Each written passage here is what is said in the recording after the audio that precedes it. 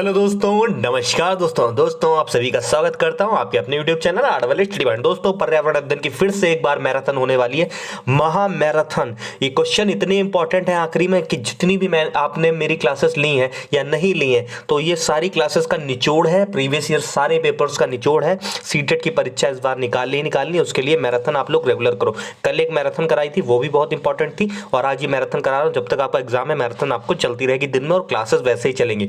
तो जो भी चैनल पर नया जुड़ा हो चैनल को सब्सक्राइब कर ले। और पहला क्वेश्चन देखेंगे क्या है। पहला क्वेश्चन है भारत की जो मुख्य भूमि है का अक्षांश कितना है। तो दोस्तों कितना है, 8 डिग्री 4 उत्तरी और 37 डिग्री 6 उत्तर के में बीच फैला हुआ। कितनी, 8 डिग्री 4 उत्तर की ओर और 37 डिग्री 6 उत्तर के बीच में फैला गया है। ठीक है दोस्तों, इतना ध्यान रखेंगे। आगे बढ़ेंगे।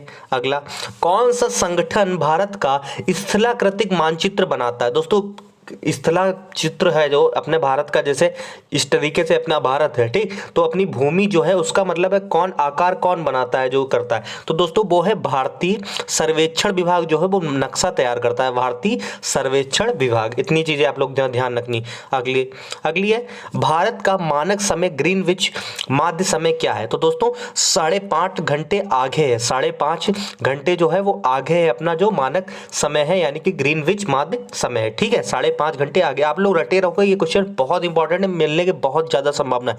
उत्तर की सीधी किरणें किससे नहीं मिलेंगी। तो श्रीनगर से भारत की उत्तर की मतलब सूर्य की जो सीधी किरणें हैं वो नहीं मिलेंगी श्रीनगर से। ठीक, ये भी चीज क्लियर हो गई।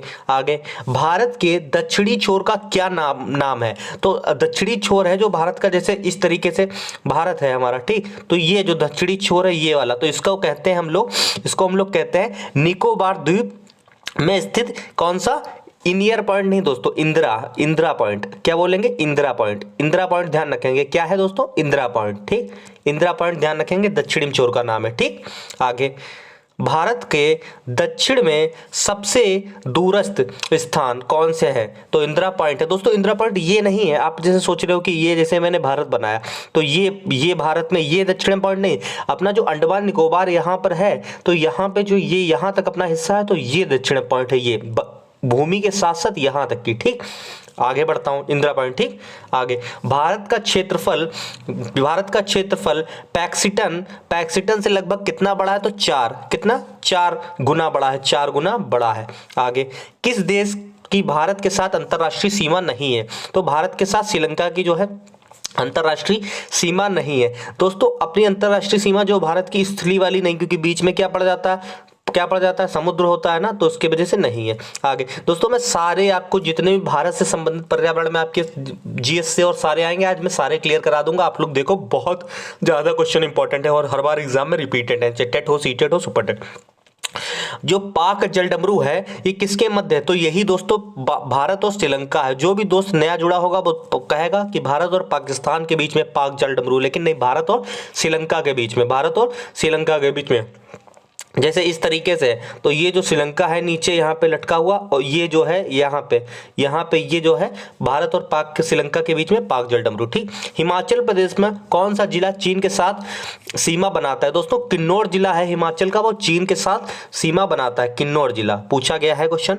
नागालैंड की सीमा राज्यों के लिए या राज्यों के किस समूह के साथ मिलती है। तो अरुणाचल प्रदेश, असम और आपका मणिपुर। ठीक, अरुणाचल प्रदेश, असम और मणिपुर। भारत के किस देश में अपने सीमा मानचित्रों का आदान प्रदान किसके साथ किया। तो बांग्लादेश के साथ किया। ठीक, भारत ने सीमा मानचित्र का आदान प्रदान बांग्लादेश के साथ किया। दोस्तों देखिए, भारत से संबंधित क्वेश्चन आएंगे, आपको जरूरी है, आप पेपर देने जा रहे हैं, शिक्षक बनोगे, तो नक्शा से आपके सिलेबस में है मानचित्र के बारे में, तो मैंने सारे भारत के मानचित्र वाले क्वेश्चन सब करा दूंगा। भारत में 9 तटीय राज्य है, लेकिन आधे से अधिक समुद्री नमक का उत्पादन गुजरात के तट से होता है। समझो, ध्यान समझो, देखो समुद्र से नमक प्राप्त होता है, लेकिन पूछ रहा है 9 तटीय राज्य हैं समुद्र से। ठीक, तटीय राज्य किसे कहते हैं, जैसे ये भारत है हमारा, ठीक, तो ये जो ये राज्य है, ये राज्य है, ये राज्य है, ये राज्य है, ये राज्य, ये है समुद्री तटीय राज्य। ठीक, तो इसमें पूछ रहा है कि होते तो 9 है, लेकिन गुजरात से ही सबसे ज्यादा नमक क्यों प्राप्त होता है। कुछ सोचने वाला क्वेश्चन है ना, गुजरात से क्यों होता है? तो दोस्तों गुजरात के तट से होता है क्योंकि कम वर्षा और सापेक्ष आर्द्रता नमक उत्पादन के लिए आदर्श होती है, और समुद्री जल का वाष्पीकरण। ठीक है, तो आप लोग ध्यान रखेंगे। ठीक, इतनी चीजें हमें गुजरात में मिलती है, इसलिए गुजरात से सबसे ज्यादा नमक प्राप्त होता है। भारत के पूर्वी और पश्चिमी तटों पर राज्य की भूमि है, तो किस राज्य की? पौंडीचेरी की भूमि जो है पूर्वी और पश्चिमी तटों पर है। आगे, भारत के किस राज्य का क्षेत्रफल सबसे अधिक है? दोस्तों राजस्थान का है। किसका सबसे ज्यादा? राजस्थान। और जनसंख्या अगर पूछेगा तो यूपी हो जाएगा। अगर भारत की तटरेखा पूछेगी तो कितनी? तो 16.6 किलोमीटर। ठीक, 6 किलोमीटर। ठीक, इतनी चीज ध्यान रखेंगे। आगे बढ़ते हैं। लक्षद्वीप में कितने द्वीप हैं? लक्षद्वीप में कितने? तो 36 द्वीप। आप लोग ध्यान रखोगे, 36 द्वीप। कितने? 36। आगे, अंडमान और निकोबार द्वीप समूह में गद्देदार चोटी यानी कि सैंडल पीक जिसे बोलते हैं, वो कहाँ है? तो दोस्तों वो उत्तरी अंडमान में है। कहाँ है? उत्तरी अंडमान में है दोस्तों। ठीक, आगे बढ़ेंगे। आंध्र प्रदेश और तमिलनाडु के तटीय इलाकों का कहा जाता है? तो दोस्तों कोरोमंडल तट कहते हैं इसी को। ठीक है, आगे, यह कोंकण तट के कितनी तट से कितनी दूर है? तो दमन से गोवा जो है वो क्या है? कोंकण तट कहा जाता है। ठीक, आगे देखो दोस्तों, ये क्वेश्चन बहुत इंपॉर्टेंट है आपके पर्यावरण, आपके सिलेबस में है, उन सब राज्यों से संबंधित और सब ठीक क्वेश्चन आएंगे। भारत का कौन सा केंद्र शासित प्रदेश है जिसके 4 जिले हैं, लेकिन इसके किसी भी जिले की सीमा किसी भी अन्य जिले की सीमा से नहीं लगती है? तो पौंडीचेरी जो है उसके किसी भी अन्य क्या होता है? जिले से इसकी सीमा नहीं लगती। ठीक, आगे, झीलों के अध्ययन को क्या कहा जाता है? तो इसको बोलते हैं, क्या बोलते हैं? लिग्नोलॉजी। लिग्नोलॉजी जो है वो झीलों के अध्ययन को बोलते हैं। ये भी रिपीटेड क्वेश्चन है, ऐसे क्वेश्चन है इसमें जो बहुत रिपीटेड है। कुल्लू घाटी किसके बीच में स्थित है? तो धौलाधार और पीर पंजाल के बीच में है कुल्लू घाटी। यहां भी 2 लोग टहलने जाते हैं, क्वेश्चन इंपॉर्टेंट है। पिपली घाट दर्रे के किस पहाड़ी भाग में है? तो पिपली घाट के किस पहाड़ी भाग में है? तो अरावली में है पिपली घाट दर्रे। ठीक, आगे, किस हिमालयी चोटी को सागर माथा भी कहा जाता है? तो माउंट एवरेस्ट को नेपाल में क्या सागर माथा बोलते हैं? नेपाल में सागर माथा बोलते हैं। अच्छा, अगला, गैडविन ऑस्टिन एक चोटी है। ठीक, इतनी चीज तो आप लोग ध्यान रखोगे। गैडविन ऑस्टिन क्या है? चोटी है। ठीक, अगला, ग्रेटर हिमालय का दूसरा नाम दोस्तों हिमाद्री है। क्या है? हिमाद्री है। ठीक, आज की क्लास बहुत इंपॉर्टेंट है दोस्तों, पूरी देखिएगा। जो नागा, टीबा और महाभारत पर्वत श्रृंखला में शामिल है तो कौन सी है? निम्न हिमालय ध्यान रखेंगे आप लोग, निम्न हिमालय। अगला, सह्याद्री पर्वत श्रृंखला के अन्य क्या नाम है? तो पश्चिमी घाट ध्यान रखोगे, पश्चिमी घाट है आपका सह्याद्री पर्वत श्रृंखला का अन्य नाम। भारत का सबसे ऊंचा पठार पूछेगा तो कौन सा? लद्दाख का पठार। कौन? लद्दाख का पठार जो है सबसे ऊंचा पठार है। देखो फटाफट क्वेश्चन भी हो गए, समय भी नहीं बर्बाद हो रहा है। और अभी और क्वेश्चन करा रहा हूं। प्रायद्वीप, भारत की सबसे ऊंची चोटी कौन सी दोस्तों? अनाईमुड़ी प्रायद्वीप दोस्तों किसे बोलते हैं? ये जो देखो है तो इस तरीके से, जो प्रायद्वीप, ये जो है प्रायद्वीप देखो, ये तीनों तरफ से जो है समुद्र से घिरा हुआ है। ठीक है, आगे, चारों तरफ से जो गिरा होगा वो तो द्वीप हो ही जाएगा ना। सतपुड़ा की रानी किस हिल स्टेशन को कहा जाता है? तो पंचमदी को बोलते हैं सतपुड़ा की रानी। आगे, लोकटक क्या है? तो लोकटक एक झील है। लोकटक क्या है? लोकटक एक झील है। आगे, मणिपुर में है दोस्तों। सबसे बड़ी मानव निर्मित झील कौन सी? दोस्तों गोविंद सागर। ये भी क्वेश्चन मोस्ट इंपॉर्टेंट है, बहुत इंपॉर्टेंट क्वेश्चन है, गोविंद सागर। ठीक, आगे, शिव समुद्रम जलप्रपात किस नदी के मार्ग में पाया जाता है? तो कावेरी नदी। कौन सी? कावेरी नदी है जो वहां शिव समुद्रम जलप्रपात पाया जाता है। अगला, बालतोड़ा हिमनद स्थित है। कहां है दोस्तों? काराकोरम पर्वतमाला। भारत की सबसे ऊंचा जलप्रपात कौन सा है पूछेगा, आप लोग कौन सा बताओगे? जोग, जिसे महात्मा गांधी जल प्रपात भी बोलते हैं, जोग। ठीक है, और ये कौन सी नदी पे है दोस्तों? ये है शरावती नदी। ठीक, शरावती नदी। अगला है, ऊंचे क्षेत्रों में लेटोराइट मिट्टी किससे बनी होती? तो दोस्तों अम्लीय होती। ठीक, एसिडिक होती। कौन सी होती? एसिडिक होती। ठीक, आगे बढ़ेंगे दोस्तों। वीडियो दोस्तों पसंद है, चैनल को सब्सक्राइब कर लो। एग्जाम के आखिरी तक आपको बढ़िया कराएंगे, और आपका जो पहला एग्जाम होगा आपको लाइव एनालिसिस सेंटर से कराया जाएगा। सेंटर से लाइव एनालिसिस डेली कराई जाएगी। ठीक है, आपको बहुत बेहतरीन, आपकी मजा आएगा। चैनल से जुड़ जाइए, फिर आप देखिए कहां तक की आपको ये चैनल मेहनत करेगा आपके साथ। ठीक है, लेटराइट मिट्टी कहां पाई जाती है? तो आर्द्र और शुष्क जलवायु वाले उष्णकटिबंधीय क्षेत्र में, क्षेत्र में पाई जाती। अगला, भारत के उत्तरी मैदानों की मिट्टी सामान्यतः कैसे बनती है? तालोचन द्वारा बनती है। ठीक, आगे जलोढ़ मिट्टी में उगने वाली फसलें दोस्तों कौन क्या होती हैं, जिन्हें प्रचुर मात्रा में पानी की आवश्यकता होती है, जैसे क्या है चावल को क्या है प्रचुर मात्रा में पानी की आवश्यक है, ये जलोढ़ मिट्टी से उगने वाली फसल है चावल। ठीक, राजस्थान बंजर भूमि के अंतर्गत सर्वाधिक क्षेत्रफल वाला राज्य है, तो कौन सा राजस्थान ही है, समझ लो बंजर भूमि के अंतर्गत सर्वाधिक क्षेत्रफल वाला। ठीक, आगे मृदा लवणता किसके द्वारा मापी जाती है, तो किसकी चालकता द्वारा दोस्तों क्या होगा, जो है आपकी मृदा लवणता है वो मापी जाएगी। ठीक, अगला भारत के क्षेत्रफल का कितना प्रतिशत वर्ष में 75 सेंटीमीटर है, वर्षा कम से कम है 35% जो है वहां पता है 75 सेंटीमीटर से कम वर्षा होती है। 75 सेंटीमीटर से कम वर्षा कहाँ होती है, 35% भारत के हिस्से में। अगला भारत की जलवायु कैसी है, जलवायु है मानसून, ये भी क्वेश्चन रिपीटेड है, टेट का सवाल है मानसून। गर्म शुष्क मौसम के दौरान भारतीय उपमहाद्वीप का सबसे दबाव किस क्षेत्र में होता है, तो उत्तर पश्चिम में दोस्तों होता है उत्तर पश्चिम में। ठीक, आगे अक्टूबर और नवंबर में महीनों में भारी वर्षा कहाँ होती है दोस्तों, कोरोमंडल तट है जो वहां अक्टूबर और नवंबर यानी कि थोड़ा थोड़ा आपके ठंड टाइम जो शुरुआत होती है तभी बारिश होती है। ठीक, ये लौटता हुआ मानसून होता है दोस्तों तब भी बारिश होती है। चेन्नई में दक्षिण पश्चिम मानसून के अन्य स्थानों की तुलना में कम वर्षा होती है, क्योंकि मानसून कोरोमंडल तट के समांतर चलता है और चेन्नई बहुत गर्म है और नमी को संगलित नहीं होने देता है, वे अपतटी हवाएं हैं। आगे गुवाहाटी से चंडीगढ़ तक मानसूनी बारिश का क्या रुख है, तो दोस्तों क्या है, हासन ट्रेंड एक वर्ष में। ठीक, आगे 50 सेंटीमीटर से कम वर्षा वाले क्षेत्र कौन कौन से हैं भारत में, तो कश्मीर और लेह ये आपका लद्दाख है, कश्मीर। ठीक है, दो नदियों के बीच, बहुत इंपॉर्टेंट क्वेश्चन, दो नदियों के बीच उपजाऊ भूमि जो होती है उसे क्या बोलते हैं, तो उसे बोलते हैं दोआब कहलाती है। जैसे दो नदी, ये नदी है तो ये नदी के बीच में जो भूमि होती है बहुत मतलब है काम की होती है, तो इसे बोलते हैं दोआब। यहाँ बहुत अच्छी चीजें हो जाती हैं। ठीक, याद करिए वो फिरोज शाह तुगलक वगैरह ये सब करते थे, इसकी मतलब दोआब क्षेत्र उसमें वर्णित है इतिहास में, आप लोग ध्यान से जब पढ़ेंगे। भारतीय प्रायद्वीप की सबसे लंबी नदी कौन सी दोस्तों, गोदावरी।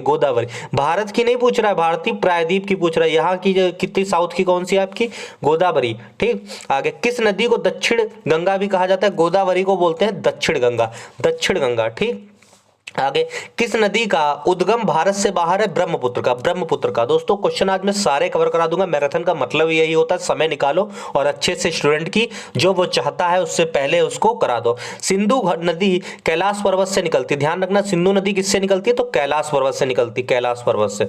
आगे भारत में विवरांश घाटी में कौन सी नदी बहती है दोस्तों, नर्मदा ताप्ती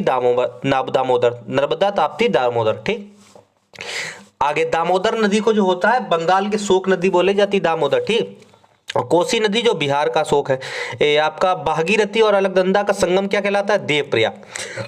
पूछता है देवप्रयाग जो है उसमें कौन कौन नदी है, तो भागीरथी और अलकनंदा का संगम है।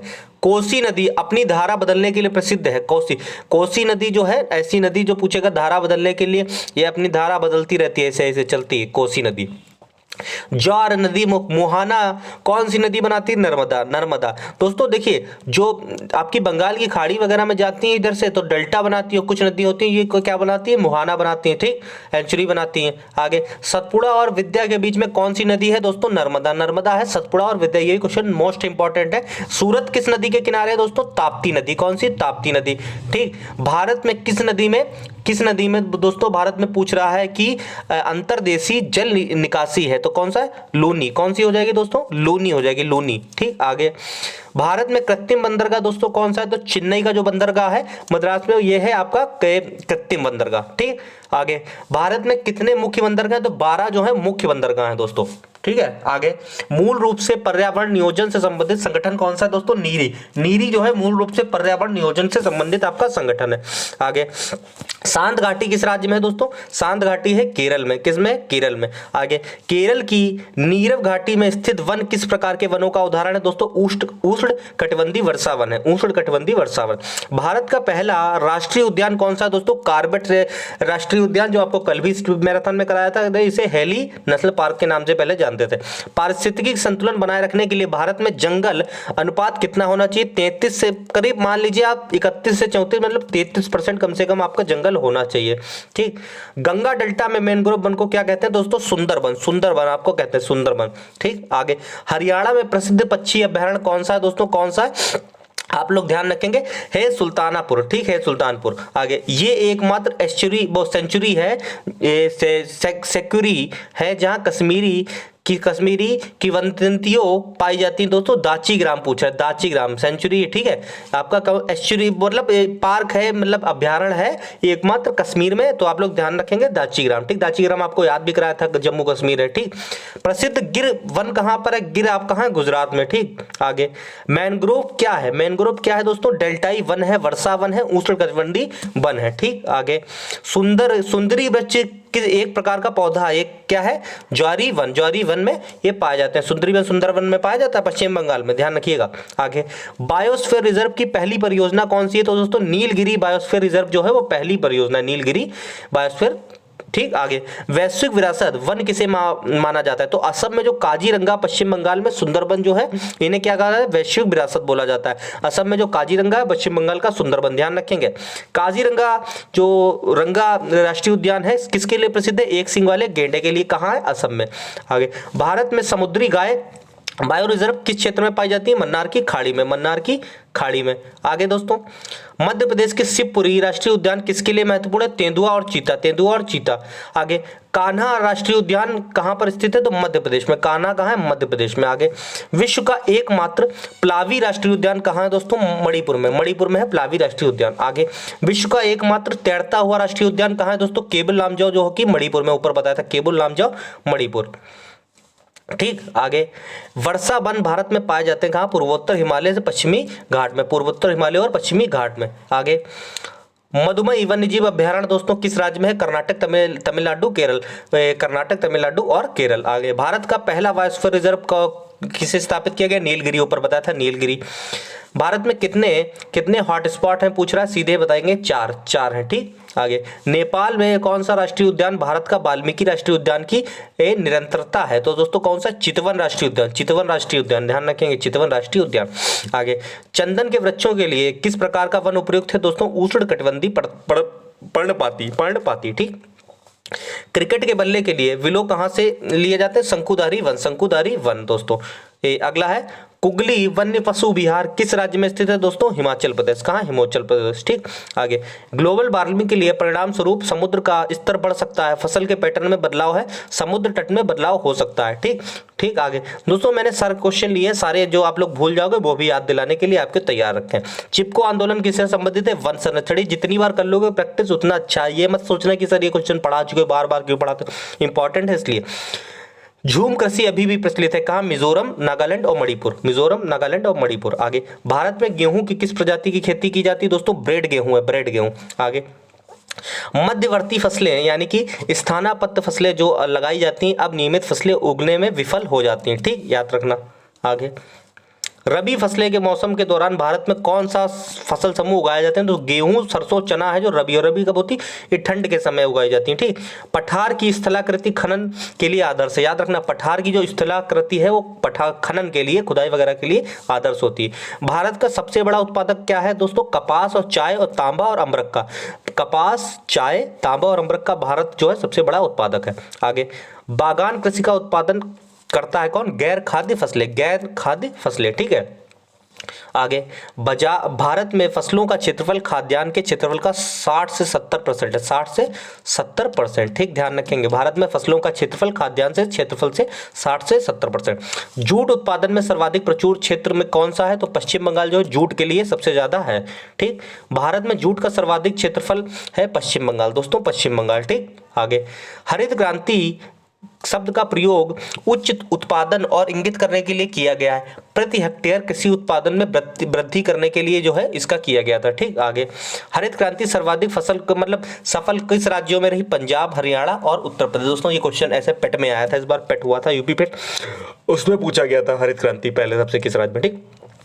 हरित क्रांति का संबंध किस फसल से है दोस्तों? गेहूं से। ठीक, सबसे पहले गेहूं के लिए था। HIV कार्यक्रम को भारत में डस भी कहा जाता है, क्या? नई कृषि क्रांति, नई कृषि क्रांति, HYV। ठीक, HYV।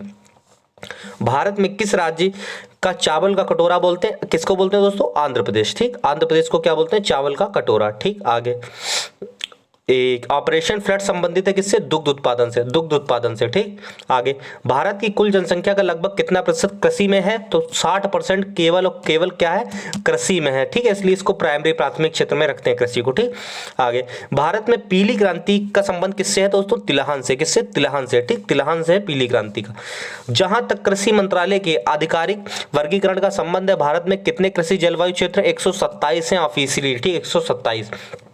सामाजिक वन की सरकारी स्वामित्व वाली भूमि पर उपयोग पौधों को उगाना, व्यवस्थित करना है। ठीक, पूछेगा सामाजिक वन की क्या है, तो यही है सामाजिक वन की। आगे किस राज्य को तालाब सिंचाई पारंपरिक क्षेत्र में की जाती है? तो दोस्तों तमिलनाडु जो है अभी भी तालाब सिंचाई के लिए की जाती है। ठीक, आगे जादू घोड़ा का संबंध किस लिए है? तो यूरेनियम के खनन के लिए पूछेगा। जादू घोड़ा किससे संबंध है? यूरेनियम के खनन के लिए। हाल में ही आंध्र प्रदेश का तमुलपल्ली विश्व मानचित्र में आया है, जिसके लिए सबसे ज्यादा अधिक जमा है, तो यूरेनियम जो जमा है वो वहीं हुआ है तमिलनाडु में आपका है। ठीक, आंध्र प्रदेश में, माफ कीजिए, आंध्र प्रदेश में यूरेनियम ठीक जमा है। कौन सा? तुमलपल्ली विश्व मानचित्र में आया है। केरल राज्य में खनिज के लिए सर्वाधिक प्रसिद्ध है लोह अयस्क के, लोह अयस्क के लिए जो है वो खनिज के लिए आपका केरल प्रसिद्ध है। ऊपरी ब्रह्मपुत्र घाटी में पाए जाने वाले मुख्य खनिज कौन सा है? तो पेट्रोलियम जो है वो ये है। ठीक है, आगे पश्चिम बंगाल में रानीगंज जो है वो कोयला के लिए संबंधित है, कोयला के लिए, कोयला के लिए। आगे बढ़ता हूँ। किस राज्य में सबसे बड़ा कोयला भंडार है दोस्तों? झारखंड। क्या है दोस्तों? झारखंड। क्या है दोस्तों? झारखंड, ध्यान रखेंगे। आगे पन्ना मध्य प्रदेश में एक बहुत ही महत्वपूर्ण स्थान है। यह किस खनन के लिए प्रसिद्ध है? हीरा के लिए। मध्य प्रदेश में पन्ना, आप लोग को ध्यान होगा किसके लिए? हीरा के लिए। क्या है? कुंदरमुख से पाइपलाइन द्वारा ले जाने वाले लोह अयस्क का गंतव्य स्थान कौन सा है दोस्तों? मैंगलोर। कौन सा है? मैंगलोर। आगे खेतड़ी किस लिए प्रसिद्ध है दोस्तों? तांबा के लिए। किस लिए? खेतड़ी के राजा थे। देखो कॉपर, क्वेश्चन भी आया पिछली बार पेट में आया, हमेशा रिपीटेड है सीटेड में ये क्वेश्चन, टेट में, पेट हो, कोई भी एग्जाम है। असम राज्य में परिचालित रिफाइनरी की संख्या कितनी? 4 रिफाइनरी। देखिए तेल शोधन असम में है, डिगबोई आप लोग को याद होगा। मुंबई उच्च तेल क्षेत्र कहाँ है? अरब सागर का महाद्वीप शेल्फ। ठीक, आगे वर्तमान में भारत के सबसे अधिक मात्रा में कच्चे पेट्रोल का उत्पादन कौन करता है? Offshore Mumbai high, offshore Mumbai. दोस्तों ये क्वेश्चन आप लोग सोच रहे हो कि हमें तो आते हैं, लेकिन नहीं, एग्जाम देने कभी भी कोई जाओ तो रिवीजन कर लो, सबसे बड़ी है मैराथन देख लो, आपको मजा आ जाएगा, आपका कॉन्फिडेंस इतना बढ़ेगा, पेपर वहां जो संबंधित क्वेश्चन आएगा तो आपका गलत नहीं होगा। ठीक, प्रमुख लोहा इस्पात उद्योग किस पठार में स्थित है दोस्तों? छोटा नागपुर, छोटा नागपुर, ध्यान रखेंगे। भारत में ऊर्जा का मुख्य स्रोत कौन सा है दोस्तों? मुख्य स्रोत कौन सा है दोस्तों? आप लोग बताएंगे तो दोस्तों कौन सा? सौर ऊर्जा। कौन सा है? सौर ऊर्जा, आप लोग ध्यान रखेंगे, सौर ऊर्जा। ठीक, भिलाई इस्पात संयंत्र की स्थापना किसकी सहायता से? रूस, भिलाई, रूस। ठीक, आगे विश्व वैश्विक आयरन एंड स्टील लिमिटेड क्या है? भद्रावती में। ठीक, भद्रावती में है ये। ठीक, स्टील लिमिटेड स्थित है। भारत की सिलिकॉन वैली किसे बोलते हैं दोस्तों? बेंगलोर में स्थित है, बेंगलोर को ही भारत की सिलिकॉन सिटी भी बोलते हैं। आंध्र प्रदेश का अनंतपुर जिला जो है किस लिए प्रसिद्ध है? गोल्डन के लिए, गोल्ड के लिए जो है, गोल्डन के लिए आंध्र प्रदेश का अनंतपुर जिला है फेमस। स्वतंत्रता के बाद विकसित पहला बंदरगाह कहलाता है कांडला, कांडला जो है गुजरात में आपका। ठीक, आगे भारत का सबसे ऊंचा बांध भाखड़ा नदी किस पर बना है दोस्तों? सतलुज नदी पर जो है भाखड़ा डैम जो बना है सतलुज नदी पर सबसे ऊंचा है। टिहरी बांध किस नदी पर बनाया गया दोस्तों? भागीरथी पर है टिहरी बांध। टिहरी ने क्या है? भागीरथी पर। जल विद्युत शक्ति भारत में कुल विद्युत शक्ति में योगदान क्या है? लगभग 1/5 मतलब 1/5 है। ठीक है, 1/5। इंदिरा गांधी नहर किन दो नदियों के बीच में मिलती है? तो सतलुज, इंदिरा गांधी नहर सतलुज। ठीक है, आगे व्यास नागार्जुन सागर, जो नागार्जुन सागर है बांध है किस नदी पर है दोस्तों? कृष्णा नदी पर, कृष्णा नदी पर है नागार्जुन सागर बांध। सरदार सरोवर बांध किस नदी पर दोस्तों? नर्मदा पर, नर्मदा पर। आगे ध्यान रखें, सारे क्वेश्चन बहुत इंपॉर्टेंट है। भारत का सबसे लंबा बांध दोस्तों पूछेगा, हीराकुंड बांध, हीराकुंड बांध। ठीक है, कौन सी नदी है? महानदी। ठीक, सलाल विद्युत परियोजना कहाँ है? जम्मू कश्मीर, जम्मू कश्मीर में सलाल विद्युत परियोजना। ठीक, चिनाब नदी पर है। अगला है मुल्लई पेरियार बांध जो है झगड़ा है जो किन राज्यों के बीच में दोस्तों? तमिलनाडु और केरल के बीच में विवाद चल रहा है। ठीक है, इस बांध का। आगे भारत में बिजली की लगातार कमी हो रही क्योंकि बिजली की मांग बढ़ती जा रही जबकि इसका उत्पादन और जो वितरण नहीं बढ़ा पा रहे हैं। ठीक, आगे किशन गंगा परियोजना भारत और किसके बीच में है दोस्तों? पाकिस्तान और भारत के बीच में किशन गंगा परियोजना है। ठीक, कोयले से व्यावसायिक रूप में उत्पादित ऊर्जा कहलाती है क्या? तापीय ऊर्जा। क्या कहते हैं? Thermal energy. ठीक, आगे तालचर किसके लिए महत्वपूर्ण है? भारी जल संयंत्र के लिए, भारी जल संयंत्र के लिए। आगे राउरकेला स्टील प्लांट जो है पारादीप की सबसे नजदीक कौन से समुद्री बंदरगाह है? राउरकेला जो है वो पारादीप के ही समझ लीजिए पड़ोस में है। ठीक है, आगे भारत की पूर्वी तट पर स्थित बंदरगाह कौन सा है दोस्तों? पूर्वी पे है पारादीप और हाल्डिया, पारादीप और हाल्डिया। ठीक, आगे कांडला बंदरगाह दोस्तों कहाँ है? कच्छ की खाड़ी, कच्छ की खाड़ी। ठीक, कच्छ की खाड़ी कांडला। ठीक, आगे कोलकाता किस प्रकार की नदियों का उदाहरण है दोस्तों? बताएंगे आप लोग कोलकाता किस नदियों के प्रकार? कोलकाता, अच्छा ये बताइए कोलकाता जो है आपका कौन सी नदी के किनारे? ये वाला आप लोग बताओगे? बताओ। अगला दोस्तों, अगला तो कोलकाता जो है दोस्तों पोर्टवेयर का उदाहरण है। किसका? पोर्टवेयर का उदाहरण। ठीक है, पोर्ट रिवर। ठीक, इसमें कोलकाता में ज्यादातर देखना जहाज यूज पड़े होते हैं एक दूसरे से माल ले जाना बाहर देशों में। ठीक, तो कोलकाता और दिल्ली की मतलब जो जुड़ा है हाईवे कौन सा है? तो NH2 है। कौन सा? नेशनल हाईवे दूसरा वाला। ठीक है, कोलकाता और टू दिल्ली। और अच्छा पूछ लेगा नेशनल हाईवे NH44 क्या? तो NH44 जो है भारत का सबसे बड़ा है जो कश्मीर टू कन्याकुमारी तक जोड़ता है। ठीक, हाईवे। अगला इंटीग्रल कोच फैक्ट्री दोस्तों कौन कहाँ है?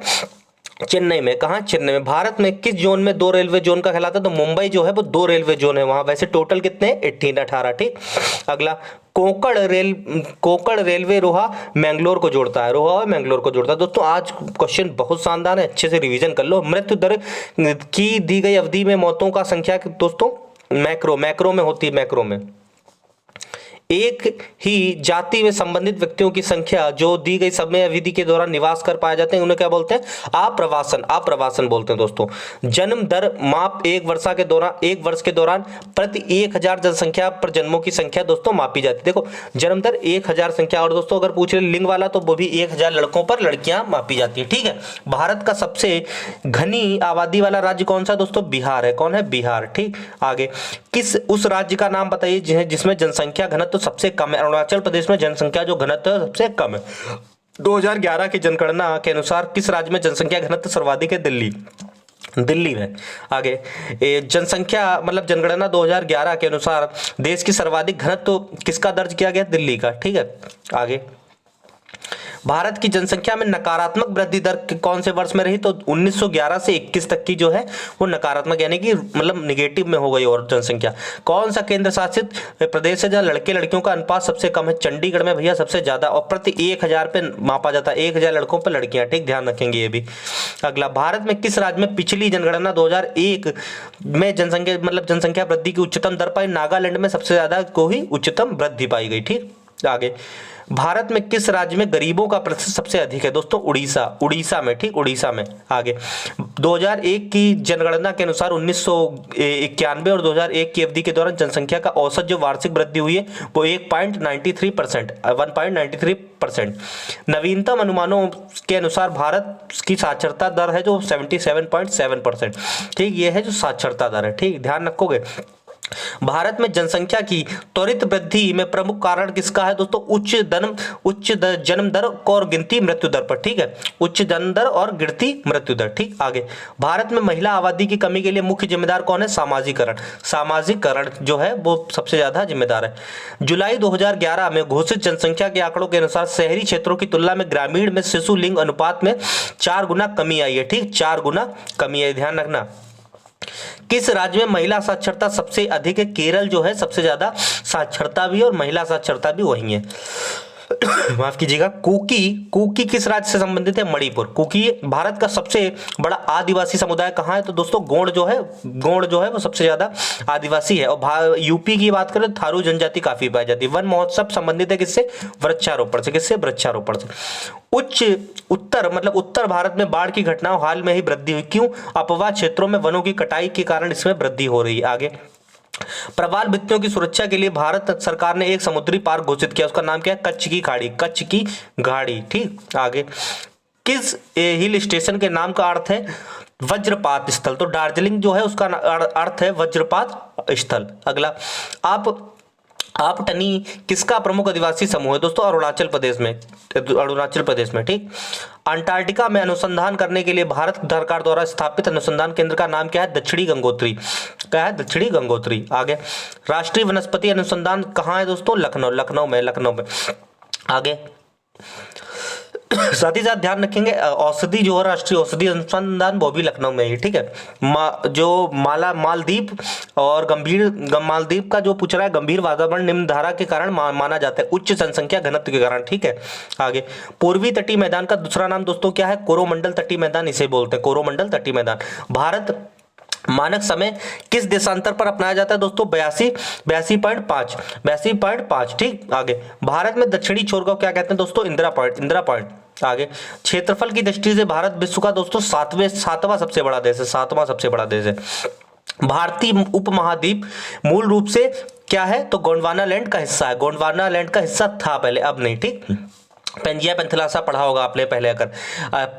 पाक जलडमरू जो है किस देश से? भारत और श्रीलंका। क्वेश्चन रिपीटेड है ऊपर, कोई दिक्कत नहीं, आप लोग अच्छे से पढ़ लो। कौन भारत के अंतरराष्ट्रीय सीमा सबसे कम साझा कर? सबसे कम है जो आपकी अफगानिस्तान है, सबसे ज्यादा पूछेगी तो बांग्लादेश और त्रिपुरा जो है वो तीनों तरफ से घिरा है बांग्लादेश से।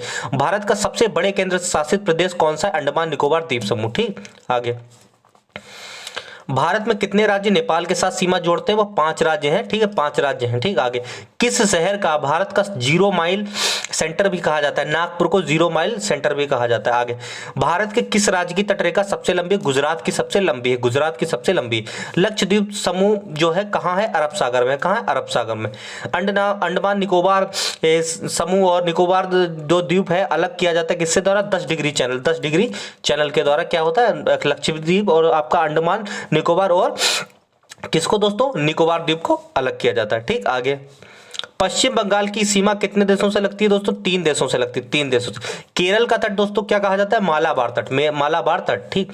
आगे दोस्तों, आगे क्वेश्चन है दोस्तों आपका ये रहा, भारत की सबसे बड़ी सुरंग कौन सी दोस्तों? जवाहर सुरंग है, जम्मू कश्मीर में।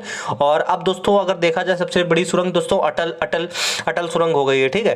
किस भारतीय राज्य की सीमा सबसे छोटी है दोस्तों? गोवा। तो दोस्तों ये आज के क्वेश्चन है, 200 मैंने क्वेश्चन आपको मैराथन, महा मैराथन करा दी। अगर वीडियो पसंद है चैनल को सब्सक्राइब करो, रेगुलर मैराथन चलेगी जब तक पेपर नहीं होगा, लाइव एनालिसिस कराऊंगा। तो दोस्तों ये वीडियो यहीं पे समाप्त करेंगे। आर्ट वाले स्टडी पॉइंट को सब्सक्राइब कर लो, वीडियो पसंद आई तो एक चैनल को सब्सक्राइब करके कमेंट भी कर दो। ये वीडियो यहीं पे समाप्त करते हैं। जय हिंद, जय भारत।